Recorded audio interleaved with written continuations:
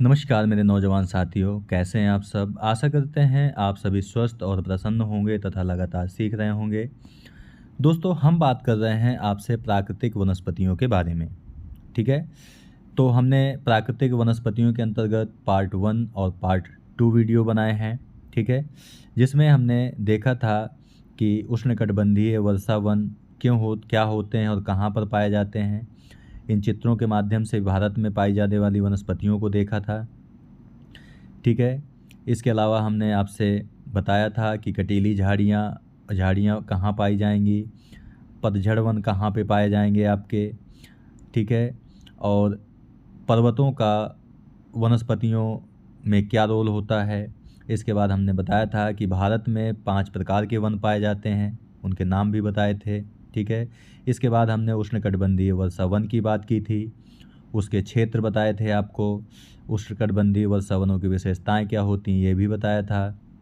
मानसूनी वन और पतझड़ वाले वनों पर भी हमने चर्चा की थी।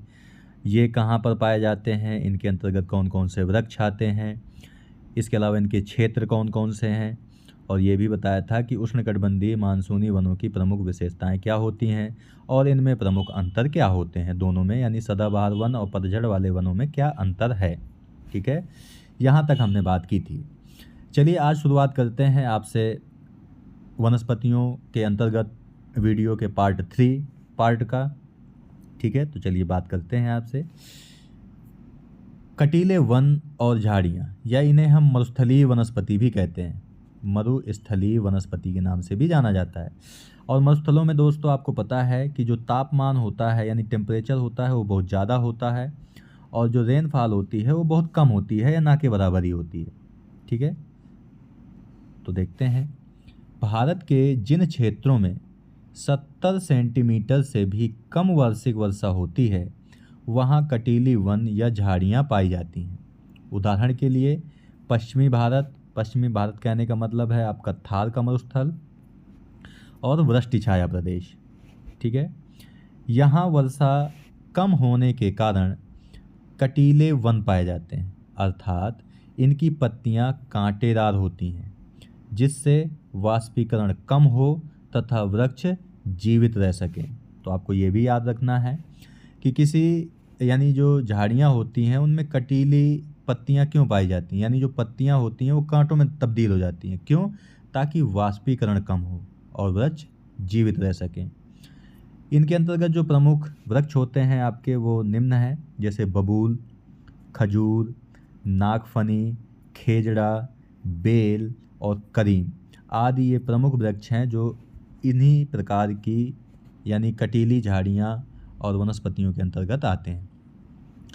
जो कटीली झाड़ियाँ हैं वो भी भारत में 2 क्षेत्रों में पाई जाती हैं। कौन कौन से? एक तो पश्चिमी भारत जिसमें पंजाब, राजस्थान, पश्चिमी उत्तर प्रदेश तथा गुजरात क्षेत्र शामिल है। इसके अलावा जो वृष्टि छाया प्रदेश है दूसरा क्षेत्र है जिसके अंतर्गत मध्य प्रदेश के इंदौर से लेकर आंध्र प्रदेश के कुन्नूर जिले तक एक अर्धचंद्राकार आकृति में कटीली झाड़ियाँ पाई जाती हैं, ठीक है। तो 2 क्षेत्र ऐसे हैं जहाँ पर ये वनस्पतियाँ पाई जाती हैं। दोस्तों अगर इनकी विशेषताओं की अगर हम बात करें तो इनकी जो पत्तियाँ हैं वो कांटों में बदल जाती हैं, ठीक है। और इन वनों की जो यानी कटीली झाड़ियों की जो छाल होती है वो बहुत मोटी होती है, और जो जड़ें हैं वो बहुत गहराई तक जाती हैं ताकि उन्हें पानी प्राप्त हो सके, गहराई तक बहुत जाती हैं, ठीक है। तो ये भी आपको याद रखना है। और बाकी आप कटीली झाड़ियाँ हैं तो जाहिर सी बात है कि ये विरल होती हैं, सघन तो होंगी नहीं, ठीक है। और ये मानव के लिए भी किसी प्रकार की उपयोगी नहीं होती हैं। तो ये भी आप इनकी विशेषताओं में लिख सकते हैं, ठीक है। इसके बाद बात करते हैं आपसे पर्वतीय वनों के बारे में। दोस्तों पर्वतीय वनों के बारे में हमने आपको बताया था कि जो पर्वत होते हैं आपके वहाँ पर जो वनस्पतियाँ हैं वो वर्षा का अनुसरण नहीं करती, बल्कि किसका अनुसरण करती हैं? तो ऊंचाई का अनुसरण करती हैं। जैसे जैसे ऊंचाई बढ़ती जाती है आपका तापमान है वो कम होता चला जाता है, ठीक है। तो जाहिर सी बात है वनस्पतियों के रूप में भी परिवर्तन आता चला जाता है, ठीक है। दोस्तों पर्वतीय क्षेत्रों में जैसे जैसे ऊपर की ओर जाते हैं तापमान में गिरावट आती जाती है और ये गिरावट 14 किलोमीटर की ऊंचाई तक जाती है। अब 14 किलोमीटर की ऊंचाई तक क्यों जाती है? क्योंकि 14 किलोमीटर क्षोभ मंडल की औसत ऊंचाई भी 14 किलोमीटर तक ही है। चूँकि पर्वत क्षोभ मंडल की ओर उठे हुए होते हैं, जाहिर सी बात है कि पृथ्वी से ऊपर की तरफ जाएंगे तो वो क्षोभ मंडल की तरफ ही उठे होते हैं। ठीक है, यही कारण है कि पर्वतों के ऊंचाई पर जाने पर तापमान में भी गिरावट आती है और तापमान में गिरावट के चलते ही पर्वतों के शिखर पर ग्लेशियर पाए जाते हैं, क्योंकि वर्षा यहाँ बर्फ़ के रूप में होती है। यानी कहने का मतलब है कि पर्वतों का जो शिखर है यहाँ पर ग्लेशियर पाए जाते हैं, क्योंकि यहाँ पर जो वर्षा होती है वो बर्फ़ के रूप में होती है, जिसे हिमपात कह सकते हो आप। ठीक है दोस्तों, इस चित्र में भी आपको पर्वतीय वनों का क्षेत्र दिखाया गया है। ये आपके पर्वतीय वन है। ठीक है, आगे देखते हैं। क्षोभ मंडल में जो ताप ह्रास दर है वो 5 डिग्री सेल्सियस है किलोमीटर, या आप ऐसे कह सकते हो 6.4 डिग्री सेल्सियस प्रति किलोमीटर। यानी 1 किलोमीटर जैसे भी आप, यानी कहने का मतलब है कि मान लीजिए पृथ्वी है, पृथ्वी से जैसे कि ऊपर ही जाते हैं आप, 1 किलोमीटर जाने पर 6.4 डिग्री सेल्सियस तापमान कम हो जाता है। ठीक है, इसे वायुमंडल का सामान्य ताप ह्रास दर कहते हैं। पर्वतों पर इस गुण के कारण जलवायु में परिवर्तन हो जाता है और पर्वतों पर थोड़ी ऊंचाई पर जाने पर जलवायु भी बदल जाती है। यही कारण है कि पर्वतों पर अलग अलग जलवायु वाली वनस्पतियां पाई जाती हैं। ठीक है दोस्तों, जो भारत में पर्वतीय वन हैं वो भी 2 स्थानों पर पाए जाते हैं। एक तो हिमालय पर्वत पर और दूसरा है आपका दक्षिण भारत के कुछ क्षेत्रों में। ठीक है, हिमालय के पर्वतीय वन आप देख सकते हो, इस चित्र में देख सकते हो कि इसमें आपको ऊंचे ऊंचे पहाड़ दिखाई दे रहे हैं। ठीक है, और आप देख पा रहे हो कि जैसे जैसे नीचे से ऊपर की तरफ जाते हैं वनस्पतियां आपकी बदलती हुई चली जाती हैं। ठीक है, आगे देखते हैं। हिमालय पर्वत के ऊंचाई पर जाने पर अलग अलग जलवायु वाले वन मिलते हैं जो इस प्रकार हैं। ठीक है, 1500 मीटर की ऊंचाई तक सदाबहार और पतझड़ वाले वन मिश्रित रूप में पाए जाते हैं। यानी मान लीजिए हिमालय पर्वत है और मान लीजिए आपकी 0 डिग्री है आपका, या ऊंचाई इसकी यहाँ पे 0 है, यहाँ पर आपका 1500 मीटर है, तो इस पूरे भाग में आपको सदाबहार और पतझड़ वाले वन मिश्रित रूप में पाए जाते हैं। इसके बाद है 1500 मीटर से लेकर 2500 मीटर की ऊंचाई तक शीतोष्ण चौड़ी पत्ती वाले वन पाए जाते हैं और इसके अंतर्गत मुख्य रूप से देवदार, ओक, बर्च और मैपिल नामक वृक्ष पाए जाते हैं। दोस्तों, इन वृक्षों के नाम आपको याद रखना है कि शीतोष्ण चौड़ी पत्ती वाले वन मतलब देवदार, ओक, बर्च और मैपिल। अब इनके कहने का मतलब है कि ये मान लीजिए हिमालय पर्वत है, 1500 मीटर की ऊंचाई तक तो आपके सदाबहार और पतझड़ वन थे, लेकिन 1500 से लेकर के 2500 मीटर तक की ऊंचाई तक शीतोष्ण चौड़ी पत्ती वाले वन पाए जाते हैं। ठीक है, देवदार का जो वृक्ष है मुख्य रूप से हिमाचल प्रदेश की विशेषता है।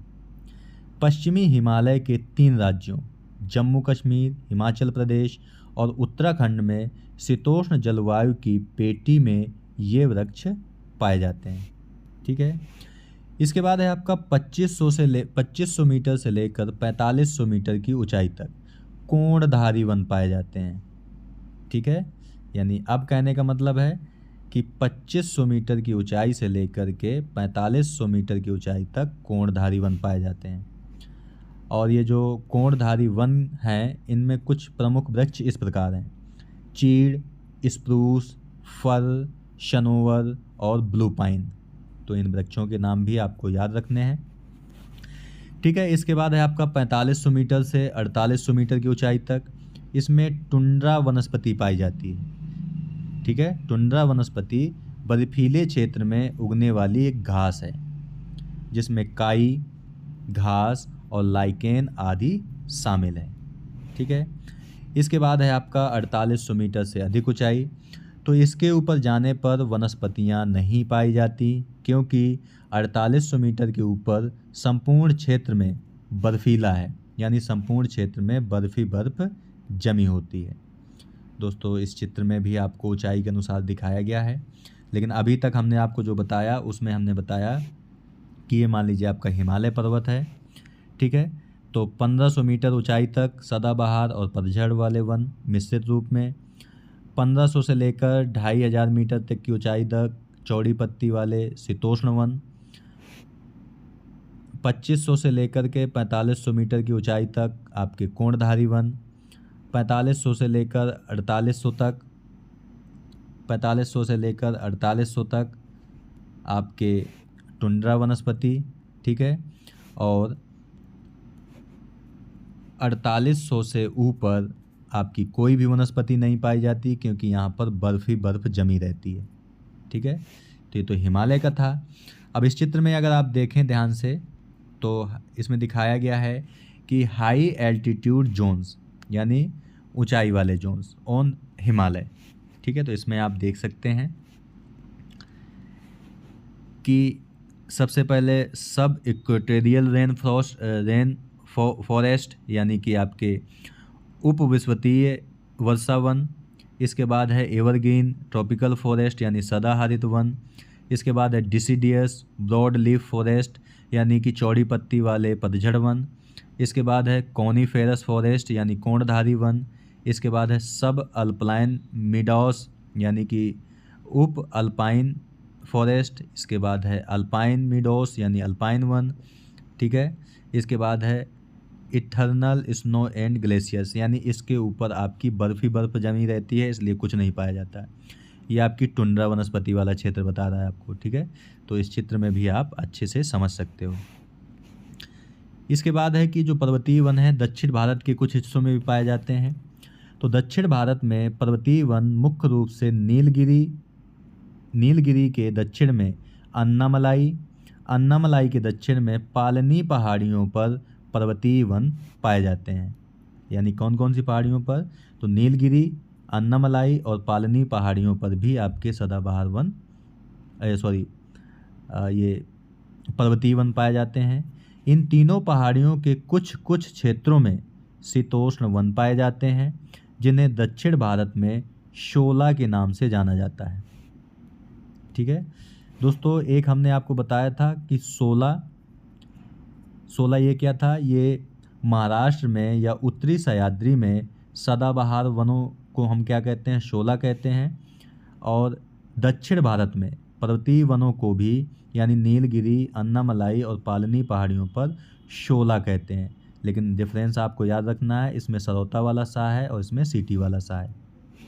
ठीक है, शोला वन के कुछ प्रमुख वृक्ष हैं जैसे लारेल, मैग्नोलिया, सिनकोना। ये आपके क्या है? ये शोला वृक्ष हैं। दक्षिण भारत के जो वन हैं दोस्तों वो हिमालय से ज़्यादा ऊंचे नहीं हैं, इसलिए यहाँ कोणधारी वन नहीं पाए जाते। जाहिर सी बात है कि दक्षिण भारत के जो पर्वत हैं वो हिमालय के बराबर तो ऊंचे नहीं हैं, तो नहीं पाए जाते। ठीक है, इस चित्र में भी आपको इन्हीं वनों को दिखाया गया है कि ये पश्चिमी घाट है आपका। ठीक है, ये पूर्वी घाट है। इसके ज्वारी वन 470 मीटर की ऊंचाई तक। ठीक है, जो पश्चिमी घाट है वहाँ पर 457 मीटर से 1067 मीटर तक उष्णार्द्र वन पाए जाते हैं यानी कि सदाबहार वन पाए जाते हैं। इसके बाद उपोष्ण पर्वतीय वन पाए जाते हैं। जबकि पूर्वी घाट में क्या है कि 470 मीटर तक तो ज्वारीय वन है, 470 से 1070 मीटर तक उष्ण शुष्क वनस्पति है और इसके बाद उपोष्ण पर्वतीय वन है। ठीक है, यानी कहने का मतलब दोस्तों है कि पश्चिमी घाट और पूर्वी घाट की जब तुलना करोगे तो वनों का क्या डिस्ट्रीब्यूशन है, तो पश्चिमी घाट पर भी ज्वारीय वन पाए जाते हैं, पूर्वी घाट पर भी ज्वारीय वन पाए जाते हैं। पश्चिमी घाट पर आपके सदाबहार वन मिलते हैं, लेकिन पूर्वी घाट पर आपके सदाबहार वन नहीं मिलते। उपोष्ण पर्वतीय वन आपके पश्चिमी घाट पर भी हैं और वही आपके वन पूर्वी घाट पर भी हैं, तो ये डिफरेंस भी आपको याद रखना है। इसके बाद अगली वनस्पति है जो भारत में पाई जाती है, वो आपके है ज्वारीय वन या मैंग्रोव वन। ठीक है, तो इसे भी देख लेते हैं। इस चित्र में दोस्तों इन मैंग्रोव वनों को दिखाया गया है, तो आप इनको देख सकते हो कि इनकी संरचना किस प्रकार है। तो इसमें आप देख सकते हो कि जो जड़ें हैं वो पानी में डूबी हुई हैं। ठीक है, तो इनसे आप समझ सकते हो इसे। चलिए देखते हैं दोस्तों, भारत में जो तटीय क्षेत्रों में, नदियों के डेल्टा क्षेत्रों में, यानी भारत के तटीय क्षेत्रों में और नदी के डेल्टा क्षेत्रों में जो वृक्ष पाए जाते हैं उन्हें ज्वारीय वन अथवा डेल्टाई वन अथवा मैंग्रोव वनों के नाम से जाना जाता है। ठीक है, ज्वारीय वन पूर्वी तट पर अधिक पाए जाते हैं। इसके साथ ही गुजरात में थोड़े मात्रा में ज्वारीय वन पाए जाते हैं। ठीक है, तो यानी ये अगर ये भारत है आपका, तो ये आपका पश्चिमी तट है, ये आपका पूर्वी तट है, तो ये ज्वारीय वन पूर्वी तटों पर पाए जाते हैं, यानी डेल्टाई वन, ज्वारीय वन या मैंग्रोव वन आपके पूर्वी तट पे ज़्यादा पाए जाते हैं। ज्वारीय वनस्पति की मुख्य विशेषता यह है कि समुद्र के जल में डूबे होने के कारण इनकी छाल खारी होती है। ठीक है, क्यों? क्योंकि आपको पता है कि जो समुद्र का जल होता है वो भी बहुत ज़्यादा खारा होता है, तो जो चीज़ इसी जल में रहेगी तो वो भी जाहिर सी बात है खारी हो जाएगी। तो इनकी जो छाल होती है वो खारी होती है। लकड़ी बहुत कठोर होती है और इनकी जड़ें ऊपर की ओर उठी हुई होती हैं। यानी कहने का मतलब है कि ये मान लीजिए पेड़ है आपका, तो ये जड़ें पहले पानी में घुस जाती हैं और इसके बाद फिर बाहर निकल आती हैं। ठीक है, तो ये ऊपर उठी हुई होती हैं। नदियों के डेल्टा क्षेत्रों में तट काफ़ी नीचे होते हैं, जिसके परिणाम स्वरूप समुद्र का खारा जल डेल्टा क्षेत्र में प्रवेश कर जाता है और इसके कारण डेल्टा क्षेत्रों की वनस्पतियां समुद्र के खारे जल में डूबी हुई होती हैं। इन वनों में मैंग्रोवा नामक वृक्ष की अधिकता होती है। किस वृक्ष की? मैंग्रोवा नामक वृक्ष की अधिकता होती है, इसलिए इसे हम मैंग्रोव वनों के नाम से भी जाना जाता है। मैंग्रोव वन अथवा ज्वारीय वन की कुछ प्रमुख वनस्पतियां हैं, जैसे मैंग्रोवा, सुंदरी, कैसुरीना, फोनिक्स। इनके नाम आपको याद रखना है। मैंग्रोवा, सुंदरी, कैसुरीना और फोनिक्स, ये मैंग्रोव वनों की वनस्पतियां हैं। ठीक है दोस्तों, आपने सुंदरवन डेल्टा का नाम सुना ही होगा। वो सुंदरी नामक वृक्ष उसमें ज़्यादा पाया जाता है, इसलिए उसे सुंदर डेल्टा के नाम से जाना जाता है। भारत में दोस्तों मैंग्रोव वनों के कुछ प्रमुख क्षेत्र हैं, जो कि 5 क्षेत्र हैं। कौन कौन से? एक तो गुजरात तट है आपका। भारत में मैंग्रोव वनों के अंतर्गत सबसे ज़्यादा जो क्षेत्रफल है वो गुजरात तट पर है। गुजरात के बाद मैंग्रोव वनों का सबसे ज़्यादा जो क्षेत्रफल है वो आंध्र प्रदेश तट पर है। इसके बाद है गंगा ब्रह्मपुत्र डेल्टा। तो गंगा ब्रह्मपुत्र डेल्टा दुनिया का सबसे बड़ा डेल्टा है, किंतु इस डेल्टा का अधिकांश भाग बांग्लादेश में पड़ता है। यही कारण है कि इस डेल्टा में पाए जाने वाला मैंग्रोव वनों का क्षेत्रफल है जो वो भी भारत में स्थित नहीं है, और यहाँ पे तो हम भारत की बात कर रहे हैं। गंगा ब्रह्मपुत्र डेल्टा में सुंदरी नामक वृक्ष की अधिकता पाई जाती है, इसलिए यहाँ के मैंग्रोव वनों को सुंदर वन भी कहा जाता है। सुंदर वन का कुछ भाग पश्चिम बंगाल के हुगली तट के तक पाया जाता है, बाकी आपका कहाँ है? वो बांग्लादेश में है। इसके अलावा महानदी डेल्टा का उड़ीसा क्षेत्र में भी है, वहाँ पर भी आपका यही ज्वारीय वन मिलते हैं। गोदावरी और कृष्णा नदी का डेल्टा क्षेत्र ये आंध्र प्रदेश में है। गुजरात के बाद सबसे ज़्यादा मैंग्रोव वन आंध्र प्रदेश में ही पाए जाते हैं। कावेरी नदी का डेल्टा क्षेत्र, तो तमिलनाडु के कावेरी नदी डेल्टा क्षेत्र में भी मैंग्रोव वन पाए जाते हैं। अगर इन वनों के महत्व की बात करें हम, तो मैंग्रोव वन तटीय पारिस्थितिकी तंत्र का महत्वपूर्ण अंग है। क्यों? क्योंकि ये मैंग्रोव वन सुनामी और चक्रवातों से तटीय क्षेत्र में रहने वाले लोगों की रक्षा करते हैं। इसके अलावा मैंग्रोव वन अनेक अनेक जलीय जीव जंतुओं के अपने प्रारंभिक नर्सरी का कार्य करते हैं, यानी कि जलीय जीवों और जंतुओं के लिए आवास का काम आपके ये करते हैं। ठीक है दोस्तों, तो दोस्तों आज की वीडियो में यहीं तक। आज हमने आपसे बात की प्रमुख रूप से 3 वनस्पतियों के बारे में, जिसमें हमने देखा आपसे कि कटीली वन और झाड़ियों के बारे में। ठीक है, इसमें कौन कौन से क्षेत्रों में पाए जाते हैं, कौन से वृक्ष होते हैं, इनकी विशेषताएं कौन सी होती हैं। इसके बाद हमने पर्वतीय वनों के बारे में बात की कि भारत में पर्वतीय वन कहाँ कहाँ पर पाए जाते हैं और पर्वतीय वन ऊंचाई का अनुसरण करते हैं, ये भी आपको बताया।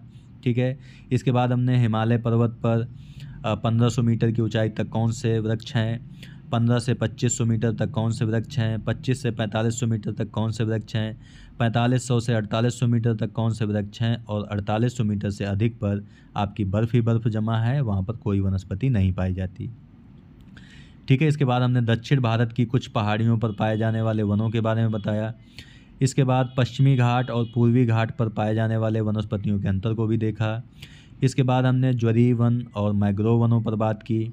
इसमें हमने आपको बताया कि कौन कौन से वृक्ष आते हैं, तो मैंग्रोवा, सुंदरी, कैशुरिना, फोनिक्स। और भारत में मैंग्रोव वनों के क्षेत्र कौन से हैं, तो 5 क्षेत्र हैं, वो भी बताया। इसके बाद आपको मैंग्रोव वनों का महत्व भी दोस्तों आपको बताया। ठीक है दोस्तों, तो दोस्तों आज की वीडियो में यहीं तक। आपको PDF पार्ट 1 वीडियो का, 2 वीडियो का और इस वीडियो का लिंक वीडियो के डिस्क्रिप्शन बॉक्स में और पहले कमेंट में मिल जाएगा, जहां से डाउनलोड करके आराम से आप पढ़ सकते हैं। तो मिलते हैं आपसे नेक्स्ट वीडियो में एक नए टॉपिक के साथ। तब तक के लिए नमस्कार। आप प्रसन्न रहिए, खुश रहिए, मुस्कुराते रहिए और लगातार सीखते रहिए, कभी अपने लिए तो कभी अपनों के लिए। धन्यवाद। जय हिंद दोस्तों।